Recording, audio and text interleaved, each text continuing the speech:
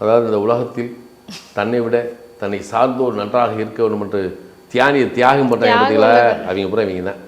இந்தியாவுக்கு சுதந்திரம் வாங்குறதுக்காக பாடுபட்ட அத்தனை தியாகிகள் மகாத்மா காந்தி உள்பட இதுக்குள்ளே தான் வர்றாரு.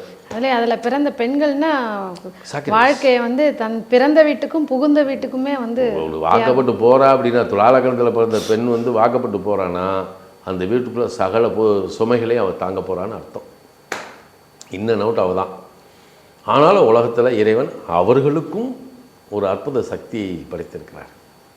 என்ன ஒரு சுகம். அவங்க பாருங்கள், அந்த துலாலக்கணத்தில் பிறந்தவங்க குழந்தைகள், அவங்களுக்கு வந்து 3 குழந்தைகள் பிறக்க வேண்டும் என்பது விதி.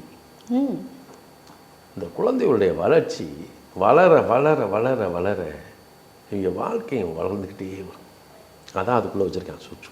ஆரம்ப காலங்களில் கஷ்டம் இருந்தாலும் குழந்தைகள் வளர போராட்டம் தான், லைஃப் நல்லாயிருக்கும். பிள்ளைய வளர வளர இவங்க வந்துடுவாங்க. அவங்க மூலமாக இவங்களுக்கு அங்கீகாரம். ஆமாம், கூட சொல்லலாம், ஒரு மேன்மையை கொடுத்துக்கிட்டே வரும். விருச்சிக லக்கணத்துக்காரங்க வந்து மிகச்சிறந்த அறிவாளிகள். நான் அறிவின் பெட்டகம்.